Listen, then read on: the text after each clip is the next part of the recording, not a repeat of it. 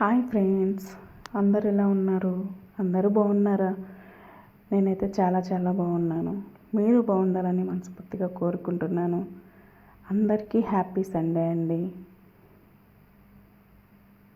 ఈరోజు వచ్చేసి Sunday special ఏంటి అంటే చికెన్ బిర్యానీ చేస్తున్నాను. చికెన్ బిర్యానీ ఎలా సింపుల్గా చేసుకోవాలో చూసేద్దాం రండి. నేనైతే ముందుగా ఒక 1/2 కిలో చికెన్ అయితే తీసుకున్నానండి. 1/2 కిలో చికెన్ తీసుకొని నీట్గా కడిగేసుకొని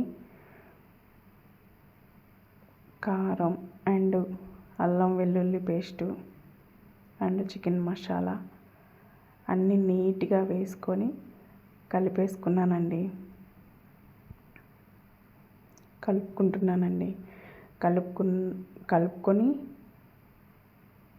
కలుపుకున్న తర్వాత కొంచెం ఆయిల్ అయితే యాడ్ చేసుకోవాలి.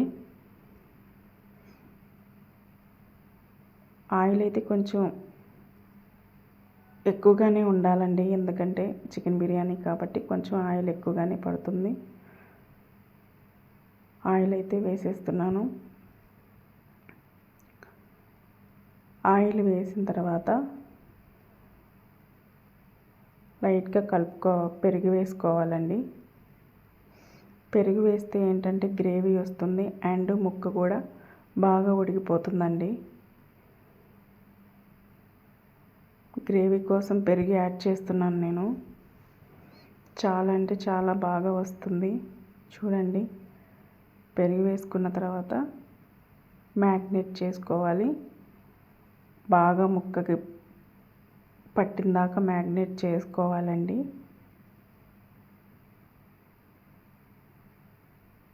తర్వాత పుదీనా అయితే వేసేసాను అండ్ కొత్తిమీర కూడా యాడ్ చేశానండి.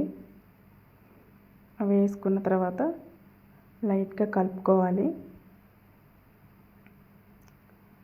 కలుపుకున్న తర్వాత బాగా కొంచెం ముక్కకి పట్టేదాకా కలుపుకోవాలి. కలుపుకున్న తర్వాత లైట్గా పసుపు వేసుకోవాలండి, ఎందుకంటే కొంచెం కలర్ఫుల్గా ఉండడానికి పసుపు కూడా యాడ్ చేయాలి. పసుపు వేసిన తర్వాత చూడండి కలర్ఫుల్గా ఉంది. తర్వాత ఉప్పు కూడా లైట్గా యాడ్ చేస్తున్నాను, ఎందుకంటే తక్కువైనా పర్వాలేదు కానీ ఎక్కువ అవ్వకూడదు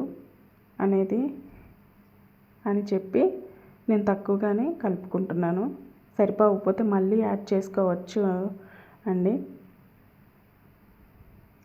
కలిపి తర్వాత 20 మినిట్స్ కానీ ఒక 1/2 అవర్ కానీ పక్కన పెట్టేసుకోవాలండి.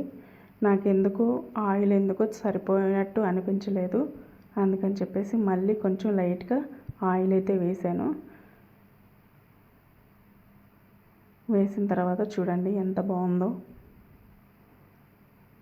ఒక 1/2 అవర్ కలిపి పెట్టుకొని పక్కన పెట్టేసుకోవాలి.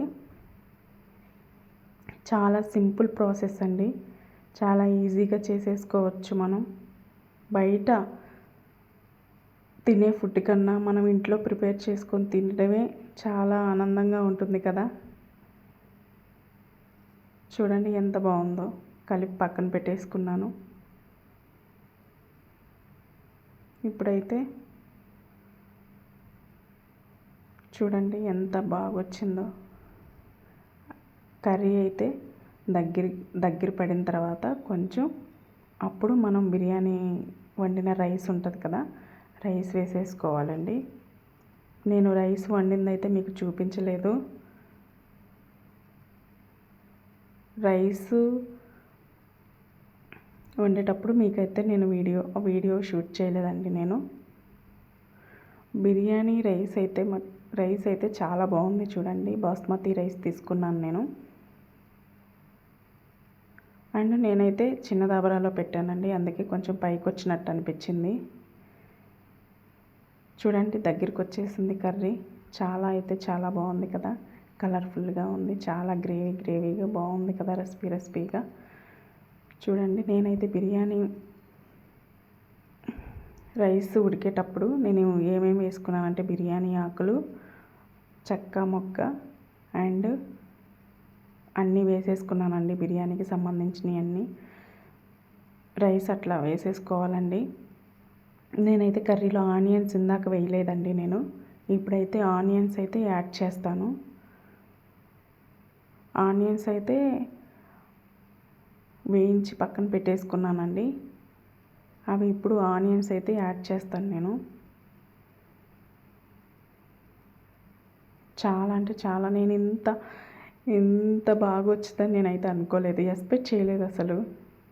కర్రీ కూడా తీసి పక్కన పెట్టేసుకున్నానండి కొంచెం, ఎందుకంటే మధ్యలో కర్రీ వేయాలి అందుకని చెప్పేసి కర్రీ తీసుకొని పక్కన పెట్టేసుకున్నాను. చాలా అంటే చాలా బాగా వచ్చిందండి. మీరు మీ ఇంట్లో ఏ విధంగా ప్రిపేర్ చేసుకుంటారో కామెంట్ చేయండి. నాకు తెలిసిన పద్ధతిలో నాకు వచ్చినట్టు నేనైతే ఇంట్లో ప్రిపేర్ చేశానండి.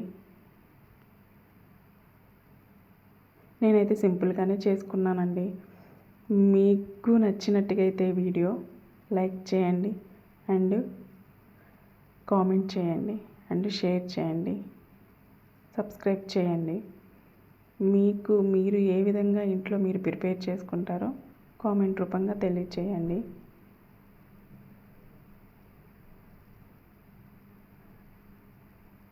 చాలా అంటే చాలా బాగా వచ్చింది.